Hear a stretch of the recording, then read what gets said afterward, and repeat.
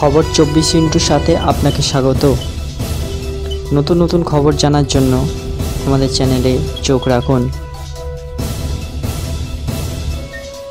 নমস্কার, খবর 24 সাথে আপনাদের স্বাগত।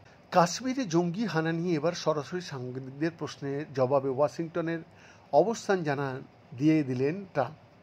তার সব কথা, জঙ্গি হামলা খারাপ ঘটনা, তারই সঙ্গে ট্রাম্পের আশা কাশ্মীর সংঘাত ঘিরে ভারত ও পাকিস্তান কোনো না কোনোভাবে সমাধান বের করবে। ফলত এই ইস্যুতে আমেরিকা কি স্ট্যান্ড নিচ্ছে তা স্পষ্ট করে দিয়েছেন ডোনাল্ড ট্রাম্প। এদিকে আমেরিকার সুর স্পষ্ট হতেই ভারত পাকিস্তানের মধ্যে আবার মধ্যস্থতায় এগিয়ে আসছে ইরান।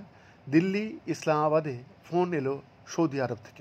রোমে যাওয়ার পথে সাংবাদিকদের প্রশ্নের মুখোমুখি হয়ে ট্রাম্প বলেন, আমি ভারতের খুব ঘনিষ্ঠ আর আমি পাকিস্তানের খুব কাছে। কাশ্মীরে তাদের লড়াই হাজার বছর ধরে চলছে। তাদের লড়াই, সম্ভবত তার চেয়ে বেশি সময় ধরে।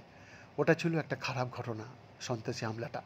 কাশ্মীর ইস্যুতে ভারত পাক সংঘাত নিয়ে ওয়াশিংটন কী ভাবছে তা খুবই স্পষ্ট করে দিলেন ট্রাম্প।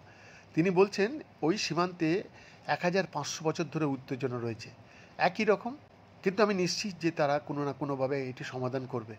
আমি উভয় নেতাকেই চিনি। পাকিস্তান এবং ভারতের মধ্যে প্রচণ্ড উত্তেজনা রয়েছে, কিন্তু সব সময় ছিল এবং আগামী দিনেও থাকবে।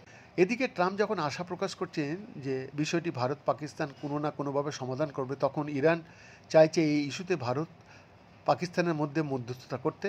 ইরানের বিদেশমন্ত্রী সৈয়দ আরগাজি সোশ্যাল মিডিয়া পোস্টে বলেন, এই কঠিন সময়ে বৃহত্তর বোঝাপড়া তৈরির জন্য তেহরান, ইসলামাবাদ এবং নয়াদিল্লিতে তার ভালো অবস্থান সম্পর্ককে ব্যবহার করতে প্রস্তুত।